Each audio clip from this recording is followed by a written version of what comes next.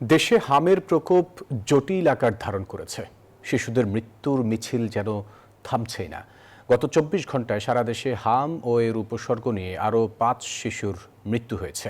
প্রতিদিনই ঢাকাসহ সারা দেশের হাসপাতালগুলোতে বাড়ছে ভর্তি রোগীর সংখ্যা। শয্যা সংকটের কারণে মেঝেতে রেখে শিশুদের চিকিৎসা সেবা নিতে হচ্ছে। ১.৫ বছরের শিশু মোহাম্মদ যুবরাজ ৭ মাস বয়সে মা শিশুটিকে ফেলে চলে যাওয়ায় দাদি সাজেদা বেগমের হাতেই বেড়ে উঠছে। চঞ্চল শিশুটির দুরন্তপনায় বাধা হয়ে দাঁড়িয়েছে দানব হাম। ৭ দিন পরে জ্বর আরো বেশি আসার পরে যেগুলো এগুলো ওঠার পরে আমরা এখানে নিয়েছি। আমার বাচ্চা যেভাবে পালছে এইভাবে পালতেছি। গাজীপুর থেকে আসা ১০ মাস বয়সী শিশু সামিরাও কষ্টে কাতরাচ্ছে হাসপাতালের বিছানায়। শ্বাসকষ্ট থাকায় দিনে ৫ বার নিতে হচ্ছে নেবুলাইজার। ভর্তি শিশুদের বেশিরভাগই জ্বর, কাশি, শ্বাসকষ্ট, চোখ লাল হওয়া, শরীরের র্যাশ এবং পেট খারাপের মতো উপসর্গ নিয়ে হাসপাতালে এসেছে। নেবুলাইজার ৫ বার দিতে হয়, শ্বাসকষ্ট আছে তো এই জন্য, আর এটা দেওয়ার পরে ভালো। বাচ্চার অসুবিধা প্রথম ছিল আপনার শ্বাসকষ্ট, নিউমোনিয়া, এখন আবার নতুন করে হামের উপসর্গ তৈরি হয়েছে।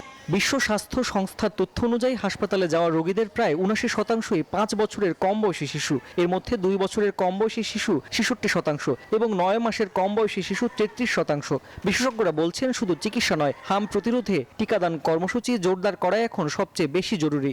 এর আগ পর্যন্ত আমাদের হামের টিকার হার যেটা ৯৫% উপরে, যেটা আমরা সবসময় বলি যে হার্ড ইমিউনিটি বলে একটা টার্ম আছে। এই হার্ড ইমিউনিটির জন্য, হার্ড ইমিউনিটি হচ্ছে একটা প্রতিরক্ষা দেয়াল, একটা ব্যারিয়ারের মতো। এই ব্যারিয়ারের জন্য দেখা যাচ্ছে হামের ভাইরাসগুলো ৯ মাসের নিচে বাচ্চাগুলোর কাছে পৌঁছাতেই পারছিল না এতদিন ধরে।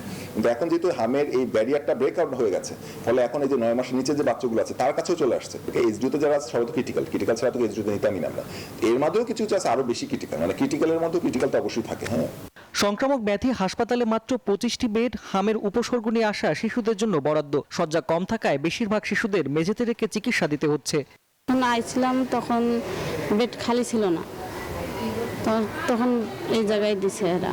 হ্যাঁ, বেডের জন্য বলতেছিল বেড খালি নাই, আপনারা নিচেই থাকেন। ইদানিং আমাদের একটা সার্কুলার হয়েছে যে কাউকে কোথাও রেফার করা যাবে না, যেমন করেই হোক আমার এখানটায় রাখতে হবে। ওই ফ্লোরেই রাখা হচ্ছে।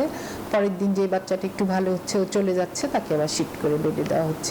১৫ মার্চ থেকে এখন পর্যন্ত হামের উপসর্গ নিয়ে ২২০ জন শিশুর মৃত্যু হয়েছে। রাশেদ রায়হান, নিউজ 24, ঢাকা।